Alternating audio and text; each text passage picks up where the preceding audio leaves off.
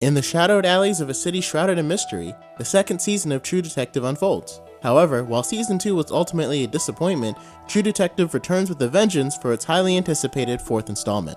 With a perfect Rotten Tomatoes score, Night Country heralds a triumphant return to form for the beloved anthology series. Audiences are thrilled by the gritty dark tone and the promising premise of the latest installment.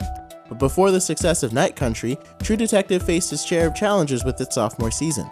Season 2 was plagued by brooding, sad characters trapped in a convoluted plot. Despite its promising start, the season fizzled out, leaving viewers with more questions than answers. Here are some of the biggest plot holes and inconsistencies that made Season 2 a disappointment. Despite being established as a savvy professional criminal and entrepreneur, Frank's downfall following Ben Casper's death seemed impossible. The ease with which he loses control of his business and trusts corrupt individuals contradicts his supposed intelligence and power. Frank's sudden descent into naivety and criminality creates a glaring plot hole, as it conflicts with his established characterization as an ultimate gangster in the criminal underworld. True Detective Season 2 also didn't handle its main and secondary characters well either. Characters like Frank Simon and Officer Paul Woodrow are seemingly given too much focus, despite their subplots adding little to the overall narrative. The inclusion of unnecessary subplots such as Paul's personal issues with his sexuality and Frank's henchmen becomes distracting and contributes to the season's disjointed feel.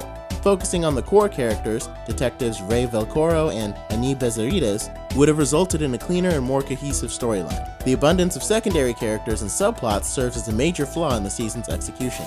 Lastly, the motivation of the central villain serves as another massive plot hole. The entire catalyst for the season's events, involving two bereaved siblings seeking vengeance for their mother's death, feels disproportionate and implausible. Despite the tragic nature of their past, their actions leading to a complex web of narratives and consequences feels unrealistic and doesn't align with viewer expectations. Overall, the inconsistency between the cause and effect and storyline prevents a significant shortcoming in the season's plot development. Despite all the missteps of True Detective Season 2, the coming of True Detective Night Country promises a return to form and a chance for redemption in the eyes of its audience.